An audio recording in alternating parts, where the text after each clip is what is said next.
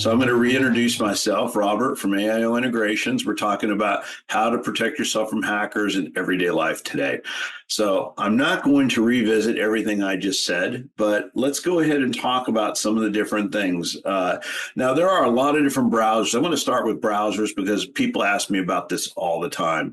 There are a lot of different browsers. We have Firefox, we have Chrome, we have Edge, we've got Opera, and of course we've got Safari on Macs. There's actually a bunch more. In the Linux and Unix world, there's Chromium, which is kind of an open source version of Chrome. But one of the ones we're going to talk about today is called Brave. Now, if you are in the Windows Store, you can actually find this and download it, install it straight from the Windows Store. This is what it looks like. This is what the icon looks like. This is available on every platform from Mac, Linux, and Windows. And it is installable from the actual app stores within Mac and Windows. So I suggest you do it there. Now, they do have a website you can download it from. The reason why I recommend this browser is this is kind of a de-Googleized Chrome. So you get all the compatibility. You can import your bookmarks, things like that, but it has a lot of tracker blocking. It does a lot of, you can actually, by default, these things are blocked. You can actually turn them on and off simply by coming up to these little guards up here, and you can see what's being tracked and not. So let's just go to, like, for instance, our site. Even our site has trackers on it. And you can see here on our site, it blocked 5 trackers. Now, that's just mainly for us, like our Google Analytics, things like that. It's not really for ads, but you can see that you can easily turn these shields up or down, on or off if you run across an instance where something's not quite functioning right or something. But this is a very great privacy-minded browser. People have asked me about DuckDuckGo. DuckDuckGo is just another way of redirecting, you to their advertisers. Yes, it does protect you from others, but basically it's still pushing you to their advertisers. And instead of everybody tracking you for advertising, they now get that exclusive and can sell your information. So VPNs are very good. People have asked me about VPNs. VPNs are very useful if you are going to be doing browsing out in the public world, like you're at a Starbucks or a McDonald's or an airport. VPNs are very good at keeping your traffic between your laptop and your device secure. So yes, those are good things. But if you think they're going to stop you from hackers or getting phished or anything like that, that's not realistic, and it's not what they're really used for. So it's basically meant to be anonymous, and it's meant to mask where you're coming from and mask your traffic from people that would be looking inside of public networks. Now, one of the things I do to kind of avoid that too is somebody asked me last week or a couple of weeks ago about cell phones because we have hotspots on our cell phones. I do use my hotspot on my cell phone whenever possible over public Wi-Fi. 2 reasons. One, usually my connection is actually faster over my 5G connection than it is on Wi-Fi at McDonald's or an airport. But 2, typically it's my device. I know it's mine. I know it's not monitored by somebody else. I know it's not somebody else's device.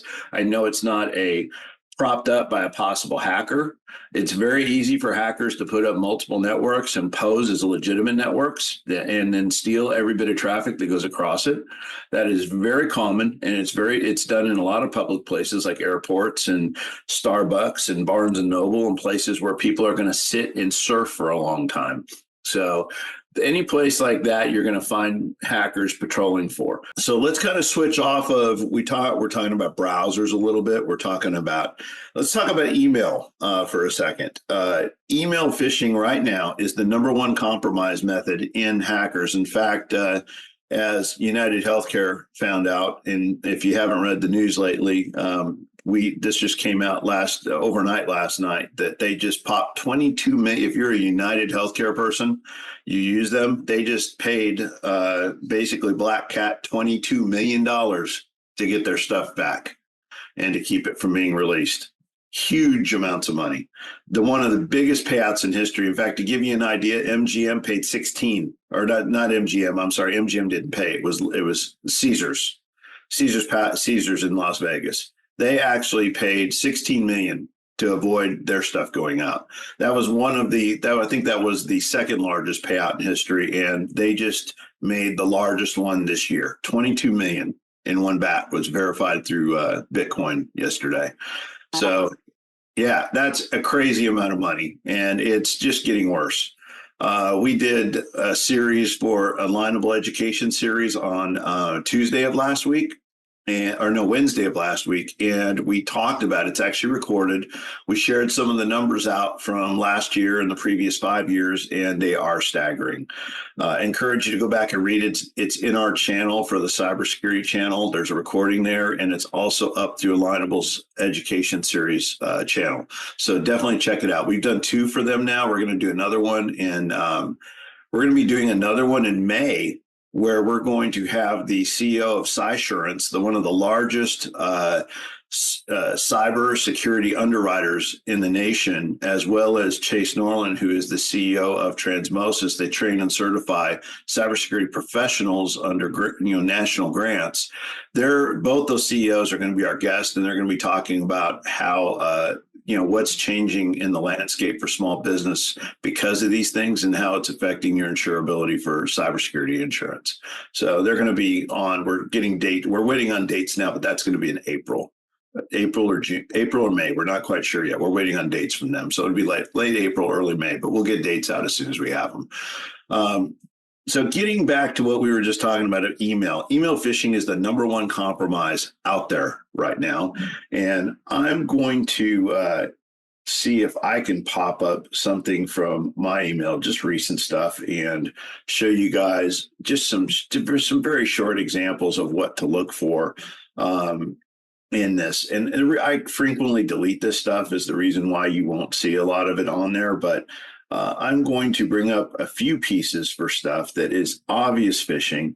And I'm going to the reason is because I want you to be able to see what it is that identifies. There's 3 tall tale signs for me that I look for when I'm looking for phishing emails. And they're usually really easy to spot.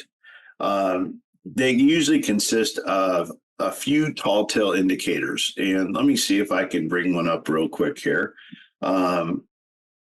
Okay, here's an obvious one right here. So I'm going to go ahead and collapse some stuff over here that we don't need on this side. And I'm going to drag this over into my screen. Can everybody see that? This is an email. This is a phishing email that came in on, this was just Monday at 10/27. You can see here, it looks like a receipt for a protection plan through PayPal. Okay. Now, number one, PayPal doesn't send out stuff that looks like this.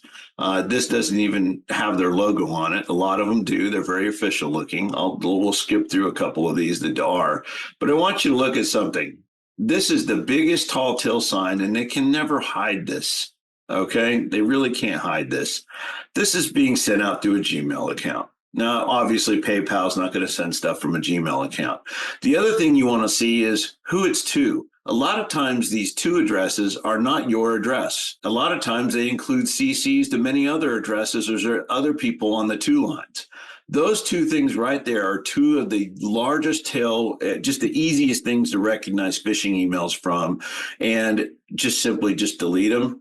Junk them. If you put them in junk mail, they'll get flagged and, by the associator, and they'll actually start getting blocked. You can block them yourself as well. But putting them in junk mail, actually, there's a reason why you want to do that, is because that actually lets the host know, whoever's hosting your email, be it Gmail or whoever, that lets them know that is actually that it's junk.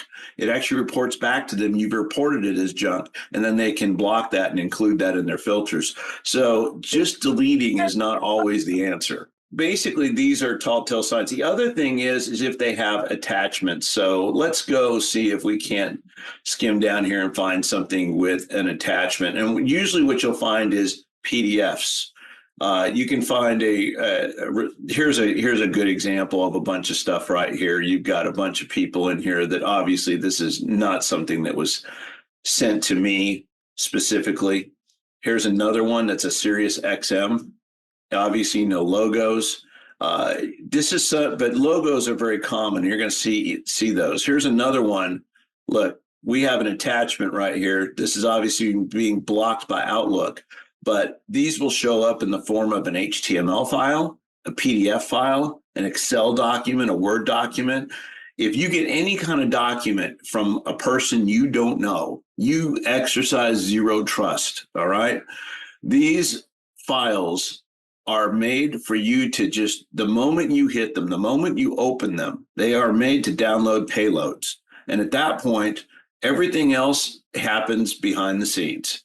And it can be as little as injecting a piece of malware on your computer to bringing a full-on RAT. A RAT stands for a remote access Trojan that starts to give that person unauthorized access to your entire machine.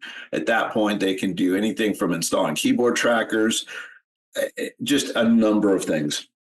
So very important, the three things you're looking for is who it's from, who it's to. Looking for things like this, you can see here a bunch of emails and 488 others. This is just a really unintelligent person who ever sent this. Really, this is probably somebody who's never done it before, trying to learn. You got to realize they send this stuff out to millions of people at a time. But one of the things that a good hacker will do, a good hacker will not show this many people in a two line. This is somebody who simply just doesn't know what they're doing from that side. From a white hat hacker perspective, this is just really poor work. Very easy to detect. So what are you thinking? Nigerian middle school versus No, I think it's legitimate crooks. Just curious. No, legitimate crooks, probably people from North Korea, Russia, Pakistan, India, the Philippines is very popular right now. We're seeing Really? stuff from all over. Yeah, and these are just people. You got to realize a lot of the tools that are available out there, a lot of the tools that are available to these hackers are free. They're downloadable. These aren't things that are hard to obtain. And lists aren't. Anybody perusing the dark web can find. In fact, one of the biggest hacks exposed in the world was last month. Somebody freely published a list of 30. What was it? What was it, Ernest? And you know about this. What was it? 36 billion account records. They just posted out on the internet for anybody who wanted it. It was totally free. And that's keep in mind, that's the ones they posted. Those are the ones we know about, right? Yeah, exactly. Yeah, absolutely crazy stuff. You don't need to be, they really make it easy on people. All right. So I just wanted to bring some things to mind that it's very easy to recognize phishing. The basic thing is people get busy. They don't pay attention. And the main thing that I can tell you about that is slow down, because you can't afford to be sloppy. And the thing about phishing is that antivirus does not protect you against phishing schemes. All right. 94% of phishing attacks go right past antivirus. I don't care what you're using. I don't care if you're using Kaspersky or AVG or Avast or any of the name brand stuff. 94% of it's going to get breezed right by because of the way they're approaching. They're not hacking your machine. They're hacking you. And as a result of that hacking you are allowing that software to be loaded on your machine by clicking on these things that are in these emails. 9 out of 10 breaches in the last year have happened as a result of email compromise, phishing, period. The stuff that happened with Las Vegas and MGM earlier this year, that happened as a result of Okta, who is a company paid to manage single sign-on authentication for these resorts and these hotels, actually got a network level administrator hack from phishing and phished the company that is responsible for the single sign-on authority for those devices, and then got access to those companies through that company. That's how savvy these people are. They are actually able to hack network administrators. People who should know better, but get too busy, overworked, whatever happens, they fell for something they shouldn't have, went somewhere they shouldn't have, put credentials in somewhere they shouldn't have. And as a result, it only takes one person to get into and cause damage, to get into a company and cause damage like that. One person, not 300 or 3,000, one person with the right access. And so it's very, very important. And right now, small businesses are 56% of the targets out there annually. So you guys, if you think you're too small to be messed with, they don't really care about that. They're really after whoever they can. Now, I'm going to jump over to something. So I had a lot of people asking me about skimmers, because skimmers are, I mean, I can tell you a real story about something that happened in my neck of the woods. I'm going to actually play something from a news channel here. It's about 7 minutes. I'll put this on in just a second. I'm going to communicate to you a real story happened to me here in my own neighborhood in Cypress. We're a suburb of Houston. I had a gas station right around the corner from us, a Shell station. It's a very nice gas station with, not crazy amount of pumps, but about 12 pumps. And I, as normal, went there to get gas, and I put my card in. I had a problem reading it for a minute. And I noticed when I was pulling it out that there was a little bit of give. And so I took my card out and I realized that there is a skimmer. I actually got my fingers underneath the edge of it and pulled it off. And somebody had put a keypad over the top of the existing keypad. It was very thin. It was very hard to tell. In fact, if my card hadn't got caught on the edge, I would have never known it was there and looked for it. I went and found them on 4 other pumps. I did not pull them off the other pumps, but the people that were there, I warned them off, and I went in immediately. I took the one off my pump and I put it behind my back. I went in. I wanted to see if the guy behind the counter was in on it.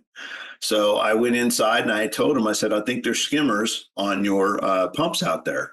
And he said, no. We check them every day. There's no skimmers out there. And he wouldn't even look, wasn't even interested in hearing about it. So I immediately went back out and I called the non-emergency line for the sheriff, told him what was going on, told him who I was. They had a car out there in 10 minutes and they went out. I showed them the pumps. They pulled them off the pumps. They went in. And they basically took the guy aside and said, if you don't start talking, they put him in handcuffs. And they found a parked car behind the back, his accomplice, who was sitting back there with a card printer.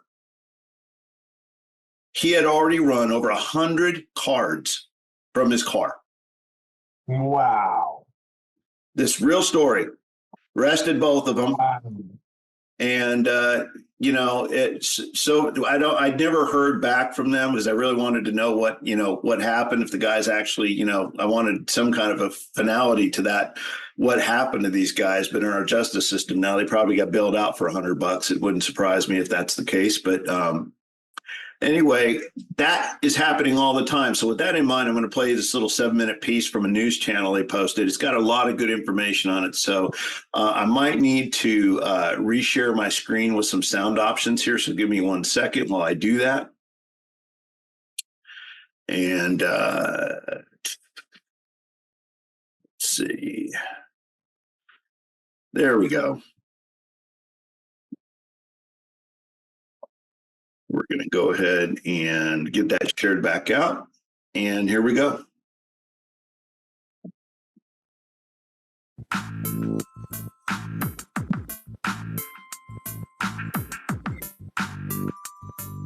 The money in your bank account goes missing without explanation. It could be because of this. A little device used by crooks becoming a big problem in the triad. These skimmers can be placed inside of a gas pump in seconds. You can't even see that they are in there. We have 7 easy tricks to protect you, including how to use your phone to spot a hidden skimmer. Let's dig into it. Right now, police say it's the time to check those online bank balances line by line through those accounts for any strange charges. That's because of a string of skimmers that have popped up across the triad. Hey there, I'm Ben Briscoe. New tonight, we are learning more about exactly where someone put those skimmers. This started in mid-November when police say those skimmers were placed in several High Point Walmarts. They were also later found in 2 Greensboro Walmarts, the stores on Battleground and Wendover. The skimmers in High Point were at man-registered, not just the self-checkout. We reached out but don't know if it's the same yet for Greensboro locations. So far, investigators say those getting information and money stolen were those who swiped an EBT card. Police say there were at least 200 reports of stolen benefits because EBT cards do not have a chip and have to be swiped. The EBT cards are magnetic stripe. They are one of the easiest ways in which to capture that data. and sell it and do whatever they're going to do with it. The skimmers are not able to get information from anyone paying with a chip card or tap to pay. No arrests have been made at this time. They successfully pulled about $1,000 out of my account. Violated and very sorry for all of us. Robert and Susan both lost money from other skimming schemes. They are part of a growing trend. According to LendingTree.com, 31% of people who purchase gas just within the last 30 days believe they've been a victim of skimming at the pump, up from 15% in 2018. And another 30% of people say they know someone who has been a victim. 30 seconds is barely enough time to get your gas pumping. But the State Department of Agriculture says just 30 seconds is more than enough for thieves to put a skimming device on the pump. And there's video to prove it. It is aggravating how simple this crime seems. Police say these guys are putting a skimmer on this gas pump to steal your credit card number. Check out the double-door van shielding the guy at the pump while the dude in the hoodie keeps lookout. This was done at 5 in the afternoon in broad daylight, but the store was ready. The pumps of Bobby and Steve's are equipped with software that sends an alert if someone is trying to tamper with the equipment inside these pumps. As soon as they got it open and disconnected our credit card processor to connect theirs, it sent us an audible alert inside and shut down the pump so nothing else could happen. Here's the downside. Not every gas station has this alert system. So, recommend if you have somewhere where you go and get gas regularly, go inside and ask them what are their security measures. you also want to be careful about which pump you pick. Always go for the one right in front of the store window. Police say thieves tend to pick the pumps on the outside where they're less likely to get caught. Another easy way to protect yourself, before you go to pay anywhere, reach up, grab that card reader, and shake it back and forth to see if there's a skimmer that's been placed on top. You're muted, I think. We can't hear you. Thank you. Appreciate that. Yeah, I was muting myself. So can you hear me now? Yes. The show stopped. Yeah, I know. I stopped it for a second to bring a point here. So this right here, we call this the wiggle test. And this is very valuable. And I want to point this out. Before I put my card in anything, I wiggle it. I basically see if it has any movement to it at all. If there is any movement to that, to where you're putting your card in, especially if you're swiping it, do not put your card in. Most likely there's a skimmer on top of it. They're very susceptible to the fact that, and you'll see why in a minute, he's going to talk about it, but always do the wiggle test. Very important. Because what if it wiggles? Like, I'm just not sure what I would look for in a wiggle. Like, if it makes a sound It has too, or any you have to do movement, something if it moving. moves at all, if the physical device that you're sliding your card into, any part of it moves, that is usually a very bad sign that something's stuck to the top. You'll see what I'm talking about in just a second. Don't want to use like a tire iron, but you can go up and just pull on it. You're not going to damage or destroy an ATM by pulling on it and checking to make sure there's nothing wrong with it. Police officer Jason Fettner says most skimmers are pretty loose because it would take too long for the bad guys to really get them stuck on there. Crooks want to be in and out in a matter of seconds. If he spends 25 minutes at the ATM installing it, the police are going to get called. As technology gets better, crooks do too. The newest form of skimmers actually go inside the gas pumps instead of on top of that card reader. That makes them so much harder to find. But there's a trick. Here's a habit to stick to every time you get gas. Look for the tape on the seam near the keyhole of the pump. If it's broken, that means someone might have opened up the pump to tamper with it. Let the clerk inside know and pick a different station. But if it's not broken, don't get a false sense of security. We spotted websites where anyone, including thieves, can buy 500 of the stickers for just 69 bucks. So someone could break the store seal, putting a skimmer in the pump, then slap on a new sticker bought online. That's why when you check the safety tape, make sure the logo on the tape matches up with the chain of gas station. That way, it's the store's original and not a generic online replacement.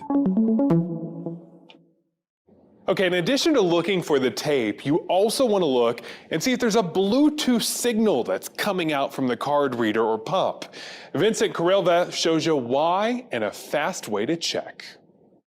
Check this out. Get close to the pump, bring out your phone settings, then click on Bluetooth. Bluetooth comes up and it scans. Now, right now I'm not getting a signal coming from the pump, but if I was, there'd be a problem. You can protect your bank account at the pump from skimmers by clicking a few buttons on your cell phone. Just go to your phone, go to settings, hit Bluetooth. If you see a long string of numbers trying to connect or letters, that is probably not good. John Waldman is a professional hacker. However, he's on our side. He helps make banks more secure. He says skimmers have come a long way. It's really cheap and easy for a bad guy to do, and utilizing Bluetooth now takes away the physical component of having to go and check on a skimmer. So they can just be within 30 feet of a skimmer and steal the data that way. That means criminals won't get caught as easily because they don't have to go back inside the pump to get your information, but your phone can also pick up that Bluetooth signal. It will broadcast and wait for somebody to connect to it. If you just look on your phone, open. I want to pause this for a second. This wireless is actually very, very common right now. Bluetooth and Wi-Fi are basically, that was what they were doing. They were using Wi-Fi, a private Wi-Fi network at the one I caught. So Wi-Fi and Bluetooth is very, very common in this kind of attack now, and they're becoming more and more common. They've even spotted people, patrolling neighborhoods, looking for open networks and things. It's really pretty bad. But anyway, let me go ahead and let this continue. We're almost done. Open up Bluetooth and you see a suspicious looking Bluetooth connection, that will give you an idea that something's maybe not right here. That's when it's time to go inside and alert the station. Finally, think about how you pay for stuff. Both credit and debit cards have protections for frauds. But if you use your debit card, they have access to your entire bank account and can wipe it out. It can take a while to get that money back. If you use a credit card, then they don't have all your money while you're trying to get the fraud paid for. Also remember, cash is always the safest option. Any thoughts? Anybody have? I want to share one thing on that last part because I wanted to go into, I mentioned that I would talk about the difference between credit and debit, and I'm going to dive into that since he touched on it real quick and then open up to any questions and discussion real quick.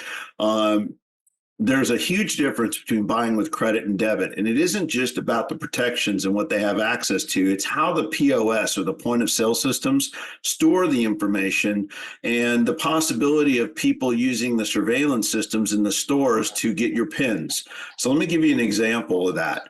When you use your debit card as credit, like Visa or MasterCard, you are getting the protections of Visa and MasterCard. Now, the vendors don't want you to do this because it costs them more money, anywhere from 2 to 3% usually in fees, but it is on your side because, like you said, they don't have access to anything else in your account other than the actual purchase being made, number one. Number two, you're getting the protections that Visa, MasterCard have to offer.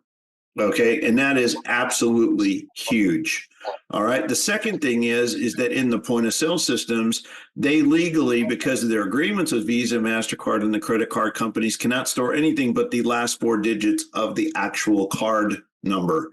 Now, with POS systems, and everyone is different, so I'm just going to stress that they're not all the same, but most of them, in order for that transaction to carry through the bank, they need the entire card number and your PIN.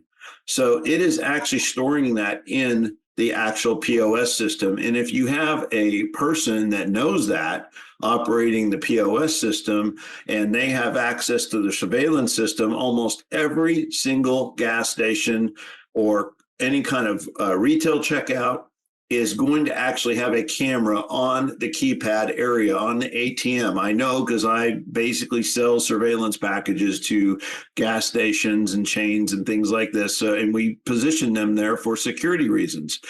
But now they don't allow employees to, and mostly it's just owners, and it's recorded into the cloud now, so it's not locally accessible anymore. But this doesn't mean that everybody's doing it that way. There's still many people doing it the old way with local DVRs and employees that have access to that, to the actual video. So what will happen is they can actually go back and pull the number from that transaction, just do a printout, reprint it. And then they can turn around and go to that video strip and they can actually pull your, see what you pressed in for your PIN. Very, very important. I always tell people this. I never use my PIN in public, period. If there is a place that is forcing me to do that and they won't let me do it on credit, I simply just don't do business there. I'll walk away and go somewhere else. Because that is usually, to me, it's a suspicion that somebody wants that information. Almost every single retail place on the planet takes credit, and it's a cost of doing business. And if they don't, and they're not allowing you to do that, then there are reasons for that. And I just simply won't do business with them. Of course, somebody just wrote cash is king. I can't even remember the last time I carried cash. I usually carry cash on vacation. It's something I don't do very often anymore. But that being said, that is the main differences between the two. We covered a lot of stuff today about email. There's one more thing I want to talk about in relation to browsers, and I wanted to cover it for a minute. Has anybody ever experienced, I'm going to open this up for just so you know, and I'm leaving my screen shared for a reason. How many of you have ever experienced a pop-up down in your corner by your clock, and it says something like Norton Antivirus or McAfee has detected a virus on your system, or it's told you, Chantel, just 1 second, and I'm going to go ahead and get your question. But if you've experienced these things, then you know that they can be very convincing. They can try and fool you.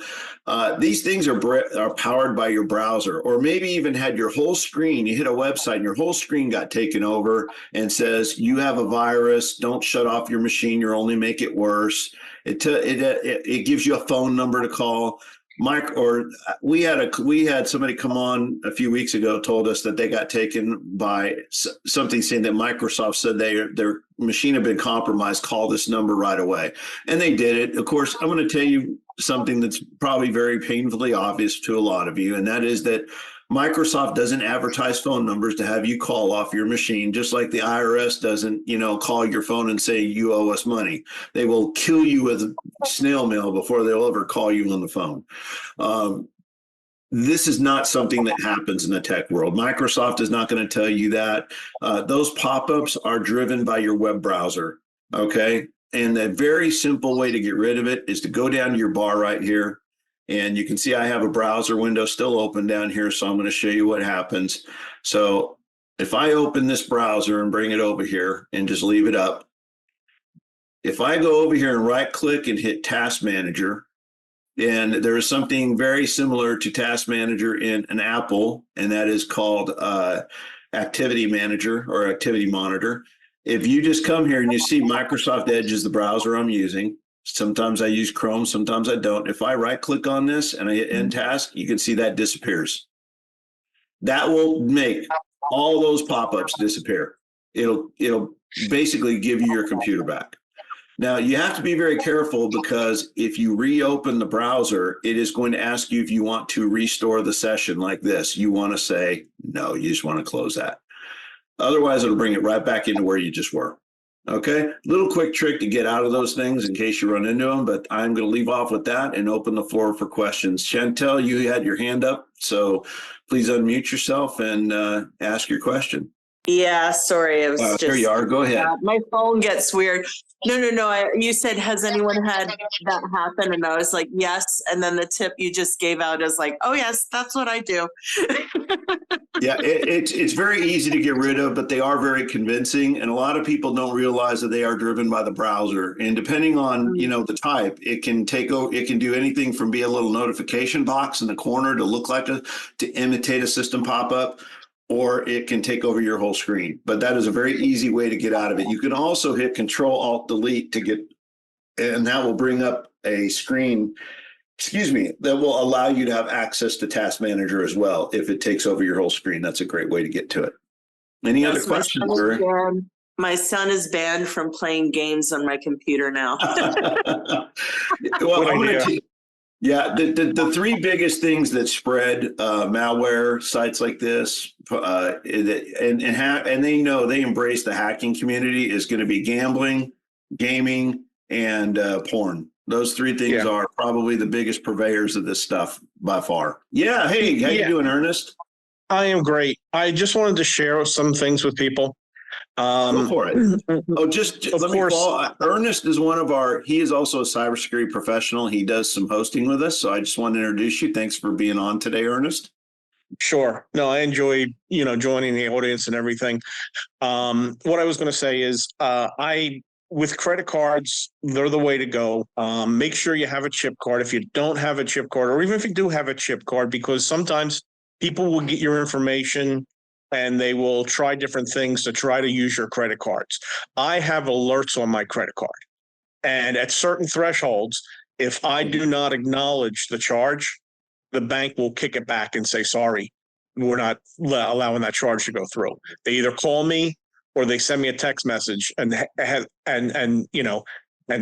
to go to my account and acknowledge it. So those are some things that everyone should be doing, along with at least two-factor, multi-factor authentication. Yep. And the credit cards are adding biometrics now. So you can I use my phone so that when I go into my account, it will then send me a message with a code onto my phone number. And then I put that code in. But they're also taking fingerprints and facial recognition. So there's other things that you can use. And if you have a fingerprint reader on your laptop or computer, you could use that as well. Always best to incorporate biometrics into your multi-factor. It really makes a big difference. Exactly. And then the other thing I wanted to share was this week, Microsoft released for the Windows, I think it's in 10, I know it's in 11, ransomware protection. Now, a lot of you may not know how to activate it, but if you contact Robert, one of his team might be able to assist you with that. Mm-hmm. So the benefit there is if you do get stuck in a phishing situation, they have a way to block or hopefully block the ransom attack. It's one of those things where it's with free protection and stuff, especially the stuff from Microsoft, you kind of cross your fingers, and sometimes it works and sometimes it doesn't. I got a couple of questions. Hillary wanted me to, one of the people here, Hillary, I think it was, wanted me to review the task manager again. So the task manager can be accessed simply by just right-clicking on the taskbar down here, not left-click, right-click, and it will give you a choice. Just hit task manager. And you will see under your apps. So if I have, for instance, Edge running, and I obviously don't want to restore that. So I can just go to my browser, and you can see there's multiple things running here. I just want to go to the whole tree right here on top, right click on it again and hit end task. And that whole thing will disappear. It'll get rid of everything running from that process, including the bad windows. Okay. You can also hit Control-Alt-Delete. That will do the same. Control-Alt-Delete will pop up a menu. I'm not on the proper screen to show that to you. It'll come up my main screen, but it brings up an option between turning your computer off, logging off, resetting your password, and accessing the task manager. You can choose to access the task manager. PDFs are very common attachments. The thing with PDFs are you need to be, when you're in legal, they are very common. I get that. What you want to watch out with, and I'm gonna share a story with you, happened inside a law firm here that we managed, and you have to be very careful with PDFs, even from legitimate sources. We had a partner in one of the law firms we managed who had a Dropbox account, which we did not encourage. In fact, it was against company policy to have them and use them at work, but he decided to kind of not do that. And that's how some partners are. The owners can be probably the biggest problem sometimes in companies. And he had a Mac at home. He got a PDF from a friend of his that was infected, opened it on his Mac, but because the payload was not written for a Mac, it didn't affect his Mac. He was able to open it and look at it. He took that same PDF and put it in his Dropbox for his secretary in the morning, and at work they're using Windows. So he actually, his secretary opened it up opened that same exact PDF, infected his machine and Herman. They infected both their computers, and that in turn got to because he had read-write access to the company share, which housed 8 terabytes. We happened to catch it, but after encrypting nearly 2 terabytes of data on the server, we were able to restore it because we were prepared. But it did cause an inconvenience in the fact that we had to take the network. He had to take the partner, his assistant offline. We had to go through and do a check on the entire system, make sure the rest of the network was clean, and we had to take the server offline and do a restore to it. While it was doing that restore, it was those shares were unavailable till they were back. So it was a day's worth, probably, of lost time and profit to the company, because somebody didn't abide by company policy and they thought they were smarter than the IT people. And that happens a lot in our business. We're used to that. Passwords. Somebody asked about storing passwords. I don't believe in password managers. I'm sorry. I don't believe in we don't store. So common IT practice in our business, we don't store passwords in files for anybody. We don't use password managers. We do have a secure system where we keep a single admin password for each of the various networks that we manage, and it's guarded by 2 sets of different passwords. It can only be changed by a proper administrator, and it has to be, multi-factor authentication to get into it. But it is only used in our professional environment for managing machines as an IT company. From a personal perspective, I do not use password managers. And right now they are discovering, and Ernest, you know what I'm talking about. Right now they're finding more malware on phone stores in Apple and Android than they have ever found before, with millions of installations, from everything from programs that were supposed to protect you to password managers to games, you name it. They are all over, and they're not finding them. They're not finding it until after they've been installed and done the damage. I recommend, and this is just my personal recommendation. I have a password I use for my email accounts. I have a password I use for my financial stuff. I have a password that I use, and I use a different email for my important things like my finances and my banking and real estate and investments than I do for when I go to the store and buy things at the book club, like, Barnes and Noble, and I go to, the car dealership. I use my Gmail account for that, and I use my Outlook account for something else. So I do not use I do not publish my actual personal email address that's important to my financial, or has any importance in my financial world. I don't give that out to anybody except to the people that need it, or to my direct family. Everybody else gets my public email address.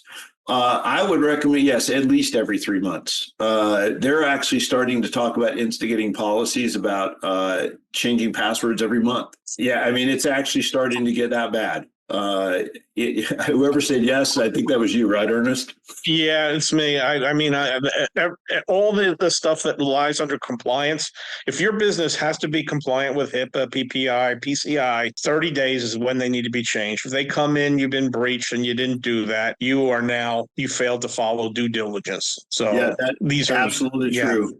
Yeah, and you're going to find that if you have cybersecurity insurance, you got to realize insurance companies are they're in the business to collect premiums. They have lost their butt in the cybersecurity world for the last 5 to 6, 7 years, and they have put a whole bunch of exceptions in now. One of them is what Ernest just talked about. The second is that you have to undergo cybersecurity training for each and every employee on a regular basis. It used to be every year. Now they're talking about every quarter because things change that rapidly. And you have to prove that they did it. So it means they have to get certification. You have to keep on record certification that they did that.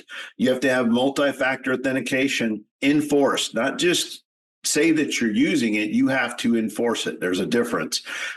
Some people can opt out of it if you're just using it, but if you're enforcing it, that means you are making people use it. And that is what they are insisting upon now. If they find even one account that isn't using multi-factor authentication properly, they won't pay claims. They won't pay claims and they won't pay claims if it's related to a state actor, or if they can come back and say this was related to North Korea or Russia or any kind of a state actor. It now falls under an act of terror. That becomes an act of terrorism. So yeah, and with the two-factor or multi-factor authentication, they're not going to ask you if your people are doing it. They're going to go into the logs on your server, and if they need to, they will go into logs on the applications and confirm that it's been set up, and they logging that someone logged in and then followed the multi-factor authentication. And if it's not there, you have problems. Yep. You got to realize everything on these servers is logged. Like Azure, when you log into Office 365, there is a lightweight version of Azure, even for the most basic Office 365 account, that is logging how you logged in, when, where it was from, and what methods you used to get in, and how you authenticated. And they will go back and check those logs.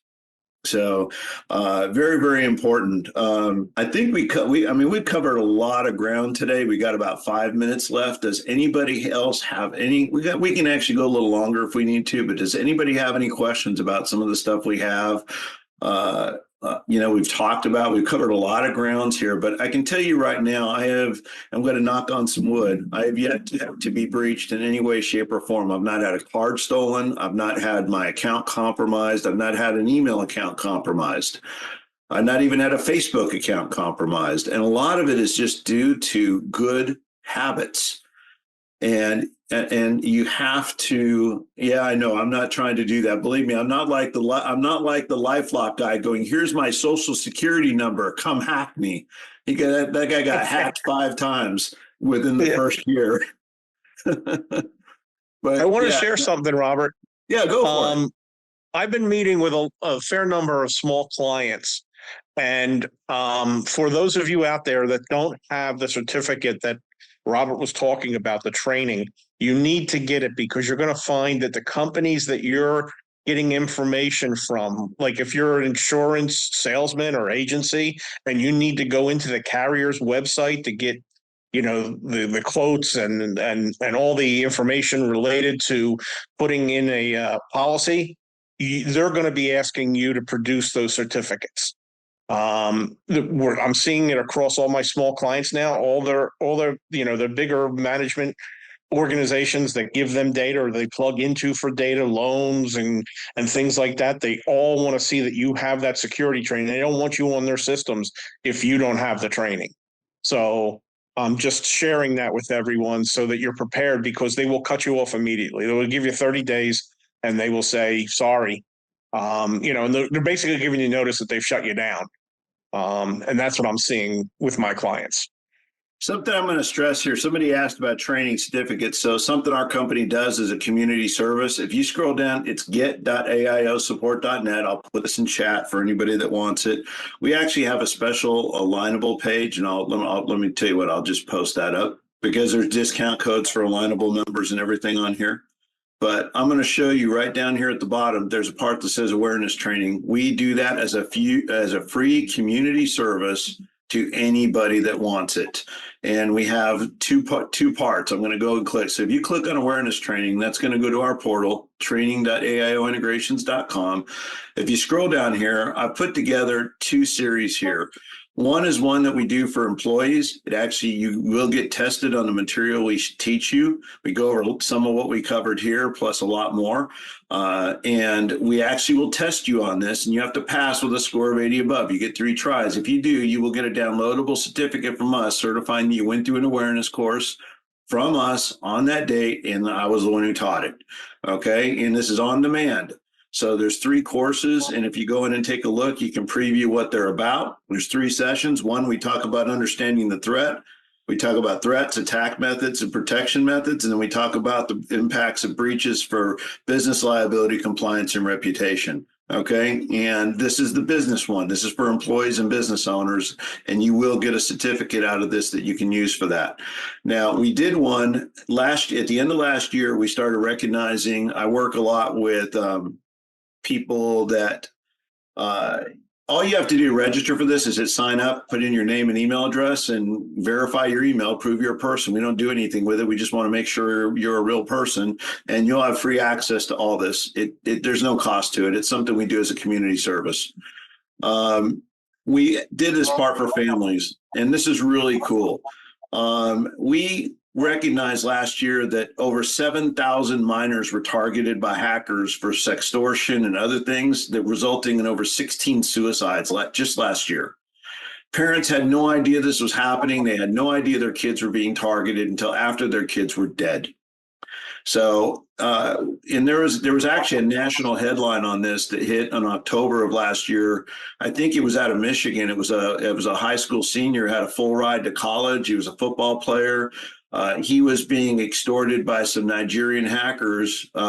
Basically, he traded some pictures, some inappropriate pictures through Snapchat with somebody who thought was a girl, and turned out to be these 3 hackers. And then they basically went after him for $1,000. When he couldn't pay it, they basically threatened to release the information out to his family and friends, which, he was scared about. He thought he'd lose his ride to college. And as opposed to facing the music, sharing this with his parents, or talking to anybody about it, he took his own life. Parents didn't find out. The FBI did catch these people. They are on trial for murder as a result of this, but it does not bring their kid back. Okay? Parents had no idea this was happening. So we did this course for families. And there's 2 parts to it. This has no testing. It is information only. We talk about this first part is all about what's happening, how to recognize threats, and how to protect your family against some of the common threats to your family. The second part of this, there's 2 parts, and these are for parents.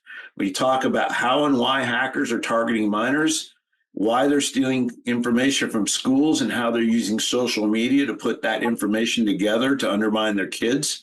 And then we are also bringing them a series talking about creating boundaries with digital parenting tools, how to keep track of your kids, everything for any kid that's using technology in your house. You can control when they're on their Xboxes, when they're on their computers, what they're doing with their phones, those kind of things. Even if they're driving, you can tell where they are. It's almost like putting a GPS tag on them through their phone. Very, very cool. Most of this stuff is either free or very inexpensive. So want to make people aware that this stuff is out there. It's out there for you, and you can find that on our website.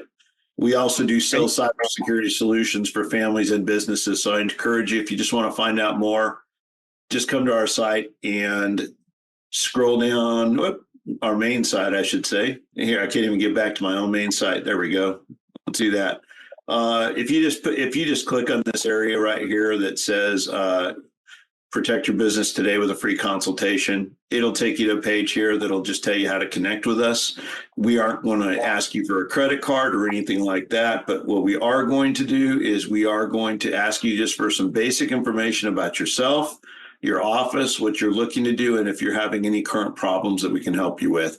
And right after you fill this out, this goes directly over to us, and you're going to go right into a scheduling appointment where you can schedule a free consultation with us to talk to you specifically about your needs. Okay. And it's free. Anyway, anything else I can share with you guys or questions I can answer? I don't see any hands up. I got a lot of muted mics though. Does anybody have any questions before we end today's session? There's a couple things in the chat. Did you see the chat? Okay, let's see. Let me go look. About certifications and the certificates.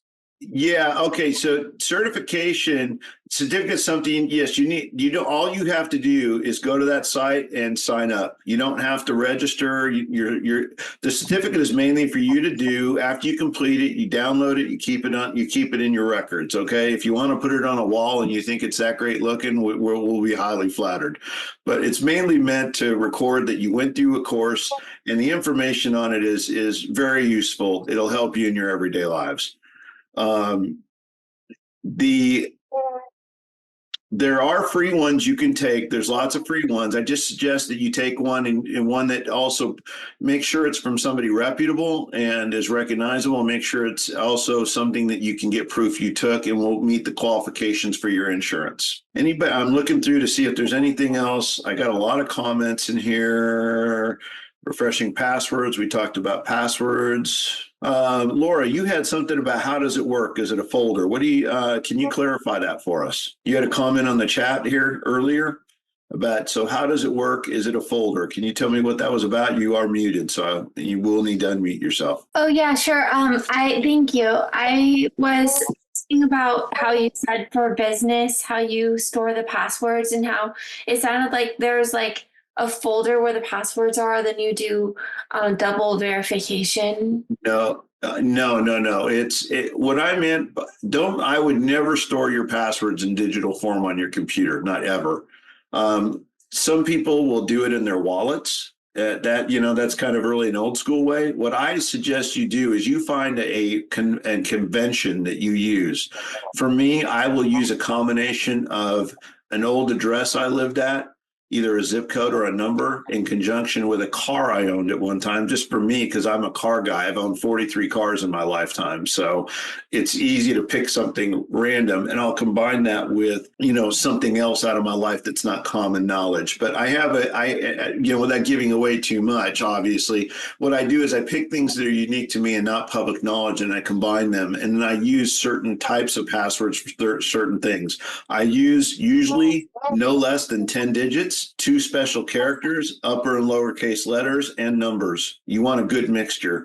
And you can use phrases. You got to be careful about using phrases because phrases can be guessed, but sometimes using non-standard phrases or phrases that are out of order are a good way to do it. I know people that use things like that, like they'll mix up a phrase and they'll do it backwards, or they'll use a 3-word phrase and go and use the second word first, and then the first word, then the third. Some people have different ways, but you have to pick a method that's easy for you, obviously, to remember. But you got to be very careful about using information that's public. Remember, your kids, your birthdays, your socials. I'm going to tell you right now, somebody asked me once, they actually said, I got a warning from LifeLock that my information's on the dark web. Well, you know what? Everybody's is, including mine. If you've owned a cell phone in this country, your information's on the dark web. Yep. It's just there, okay? And these people that claim to do the monitoring for it, it's a joke. It's just a way to get your money, okay? The fact is your stuff is out there, and you just need to be careful, and you need to develop good habits to protect your personal information. And if you do it, once you get used to doing it, it becomes second nature. I don't even think about these things when I do them because I just do them the way I do them. But it'll take a little bit of learning to get there. But when you do it, it's something that will become first nature. It'll become habit like everything else in your life. And it's very good things to pass down to your kids, because I can tell you nobody's teaching your kids this.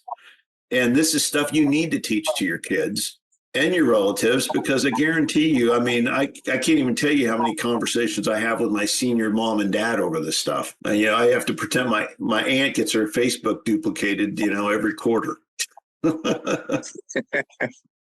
So, she's 76, so I'm not expecting her to be a lightning rod at it. But at the same time, it's I just have to help out where I can and help them absorb what we can. We're getting ready to wrap up. Has anybody else got anything they want to ask? I just had a follow-up question on passwords. Okay. If you have any recommendations of how we share passwords with collaborators. How you share? Can you give me an end? Yeah, don't. Exactly. Yeah, you shouldn't be sharing your passwords with anybody. Yeah. I'm going to tell you, so I'm in the IT business, and that's our business to manage other people's networks. And every network we're in has an administrator account. And the first thing they ask us is, do you want our administrator password? Well, I want it the first time to do 2 things. One, I change it. Okay, because I don't want to use something that's already known, and I don't give it to the owner because I don't want him using it because he's just going to get into trouble. And the second thing I do is I create an account for myself with those privileges, because we want to be accountable for what we do. That way, when we're as a company, when we're in using our access, I know it was us. I don't we went to a dental office once, and they had the same people, like for instance, their front desk people all used the same login. They used front desk, and the operators and the people in the dental rooms that were operating and doing what do you call it? They did root canals. I can't remember what that's called, but endodontics. And each operating room had the same password and ID. They're all using the same password through the entire company for all these different accounts. Oh, well, it's easy for us to remember. I said, do you have any idea what kind of an easy target you are for hackers? Everybody's got And they're violating HIPAA. Oh yeah, absolute hit. If HIPAA was to audit those people, you're looking at easily 5 to 6 figures in fines. Yep. Huge fine. That's a huge risk. So, I mean, we had to go in and rework it. And this was set up by a prior IT company who just wanted to make it easy on the owners. There's so many, you got to be very careful. And what I mean about this is that there's a lot of people out there there's a lot of these small IT companies, and we're not a giant IT company, but I've been doing this for 34 years and I use best practices. And, be very careful about who you have do your IT. If you have not had the conversations with your IT people about the things we're talking about today and they've never discussed this stuff with you, fire them and get someone else, because that means they're not doing their job. This is something they should be talking to you about. And we go in and do these kind of things for companies for free, because every time we do them, we come out with their business. Yeah, that makes sense, because I've been even looking to hire like a bookkeeper, but no one's like talking about how it's like I have to share my social with them and I don't know what their privacy stuff is. So that's a good point. Yeah, don't always trust Google reviews either. Google reviews can be bought. There's a lot of good people in the Alignable network that have good recommendations. The one thing I love about Alignable is it's actually a good group of people. I run a group in the Northwest Houston area with over 500 members in it for Northwest Houston, and I'm actually I'm an alliance ambassador for Northwest Houston, and I do that because I like doing it. I get to meet with the people. We do a meeting every month, and we have a very good time getting to know each other. And in fact, our video guy who's on this very thing here, Corey, he actually is. He'll get this recording and post it up for us. I met him through one of those very Alignable meetings. So I've met people I do business with every day through these meetings, and what I find is it's a great personal way. I would look through the resources on Alignable, find a couple people, find somebody who's recommended very well, and, have a discussion with them. The one nice thing about Alignable is you don't have to worry about a bunch of spam. Actual business owners answer these messages, and you get to talk with real people. It's not like LinkedIn. It's a completely different scenario. So I encourage you to use it. Thank you. No, you're very welcome. We're going to go ahead and get wrapped up. If anybody's got one last thing, I'll take one more question. If anybody's got it. Nope. Okay, we're going to go ahead and wrap up then. Corey, I'll get this up and downloaded to you just as soon as I get it converted. And everybody, thank you for attending.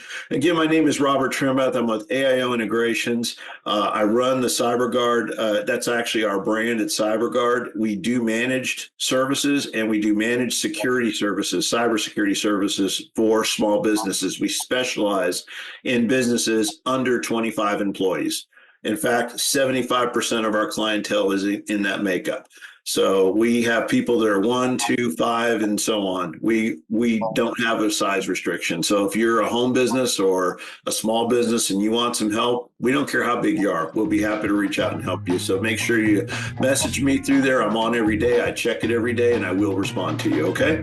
Have a great day. Have a great week, and we'll see you next time. All right? Hi, I'm Robert with AIO Integrations. We provide top-of-the-line cybersecurity solutions. Don't be fooled. There are numerous digital threats that can destroy your company's ability to do business. Hacks, ransomware, employee error, and nefarious actors can take your business down. For some reason, people have been sold the myth that antivirus protects them from hackers. Nothing could be further from the truth. The fact is that hackers don't hack networks in small business, they hack people. And then they infiltrate and do what they need to do after they have already gained access through people. But people are their first and most reliable way to get into your business. AIO CyberGuard not only protects your business by monitoring it 24/7 for threats and protecting your endpoints, but we train your employees on how to recognize those threats very easily, and we protect your business with a $1 million financial protection plan. You need to ensure that your business stays in business. we make sure that it does.